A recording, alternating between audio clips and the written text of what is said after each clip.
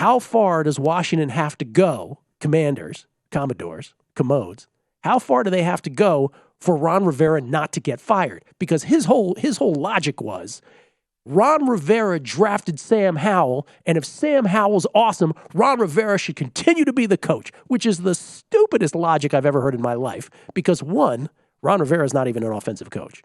Two, if you're giving him all this credit for drafting Sam Howell and Sam Howell turns out to be something, you should probably also factor into the equation that the only reason Sam Howell got in a game is because Rivera had messed up the quarterback situation so bad that once they were finally eliminated, and by the way, Rivera was the last person to know that they got eliminated, if you recall, they're like, all right, we'll put the kid in.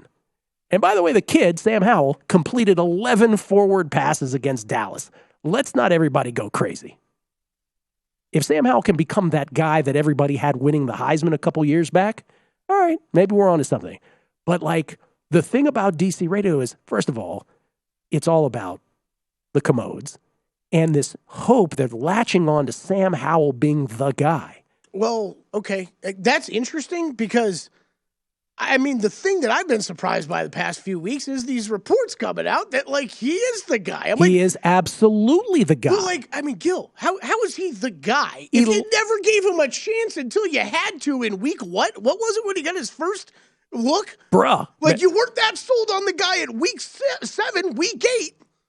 May I call you bruh? I mean, this is what I'm saying. And then against Dallas, and by the way, Dallas needed the game. Dallas wasn't trying to. They were not mentally there. He completes 11 passes, and everybody's going crazy. Okay, good. By the way, Sam Howell looked a little out of shape to me in that game. That's just me. All right, okay, but let's just go with this. So then the question becomes from a betting standpoint, because all the, first of all, the horrible sports talk radio experience of this, if he drafted Sam Howell, he should be coach forever. Then there's the backdrop of Daniel Snyder, who, by the way, I do not buy that he's selling the team. I didn't mean to say it that way. I do not believe at any point that he is really legitimately selling this football team because his asking price was over $6 billion. No one offered him $6 billion. He won't sell it to Jeff Bezos because he got a grudge against Jeff Bezos. I saw another one of those reports this morning. Even though the owners would probably, if it came to it, would make him do it just to raise all their collective franchise values. But anyway, no one got to a $6 billion bid. And so it's set up for Snyder to be like, well, sorry, not selling. Make me. Which, by the way, they still probably can try to push him to do it. So there's all this stuff going on.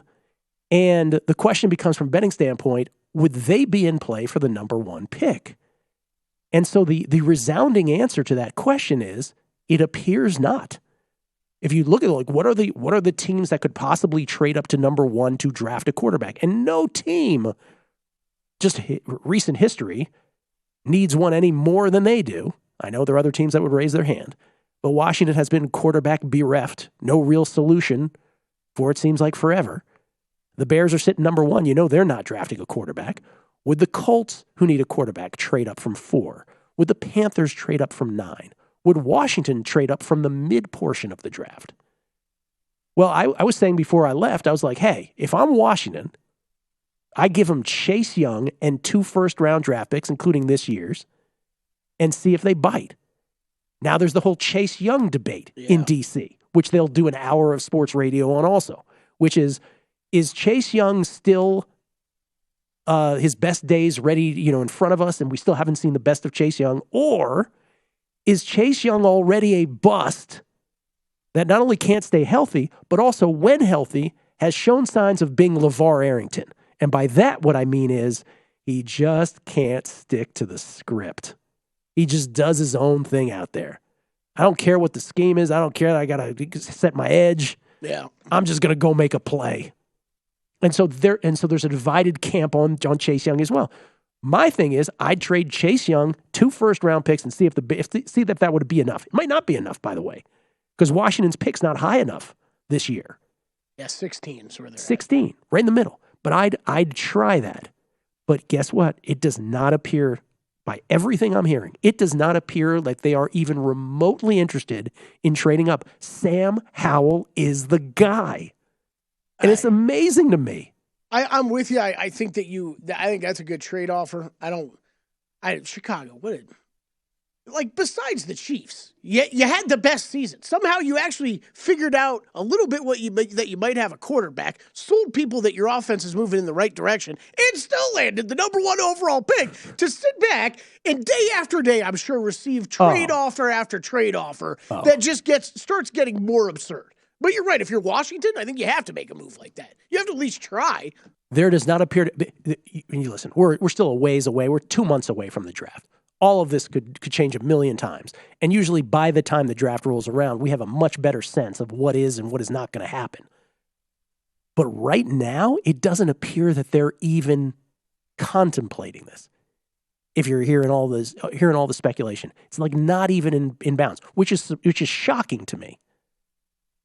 And so Howell currently the only person signed for next year as a quarterback for that football team. Taylor Heineke's future is very much up in the air. Is that true? Every other one of those guys? Yeah, because they're deciding what to do with Heineke. If you're Taylor Heineke, why would you stick around to be a backup to Sam Howell? Screw that, yeah. I mean, you're probably going to have to be a backup somewhere. I was going to say, maybe there's no starting job for you anywhere either. But I don't know. Yeah. You just heard my initial reaction. I think his would be the same thing. Like, whatever, I'll go somewhere I might get a chance. And Carson Wentz, like, I guess his days of being a starting quarterback are over. Yeah, that's done. Are his days of being a backup quarterback over is the question. Probably not. Yeah. Some team would take him as a backup. It's kind of like what you said with, like, we're going to hear this a billion times. It's one of the draft cliches, but it's why you wouldn't commit earlier in the show when we were talking about this of it's 100% chance the Bears move that first pick. Not 100. There's always that chance when it comes to draft, when it comes to certain players. All it takes is one team to fall in love with you, right? And even as stupid as us talking about Carson Wentz as a backup quarterback, all it takes is for someone to look at Carson Wentz tape again and be like, well, his arm's good enough. I think he'll make a good backup. Well, I don't know. I mean, listen, there's a lot of people are like, I can't believe we're talking about the NFL draft.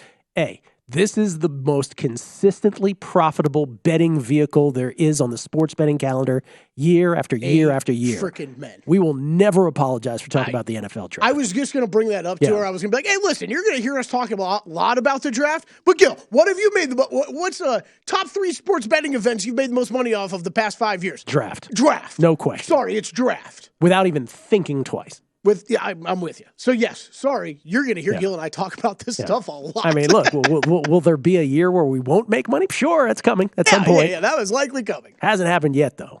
But as more offerings are, and more things on the menu are offered, and they're out sooner and sooner, it's fun to talk about. This is a very nice stretch. By the way, I know the Super Bowl is over and football is king, but this is a beautiful stretch. Conference basketball tournaments followed by March Madness. Followed closely, during also the Indian Wells, tennis's 5th major this year. Then there's the Masters, and then it's the draft. This is a spectacular sports and sports betting schedule right in front of us here. The next month and a half, even. Yep. Notice how I don't include the Kentucky Derby in that roll call anymore. just doesn't register the same way. It's always a good Saturday for me to burn a couple tickets on. Even 5 years ago, I'd incorporate it. I can't even experience it.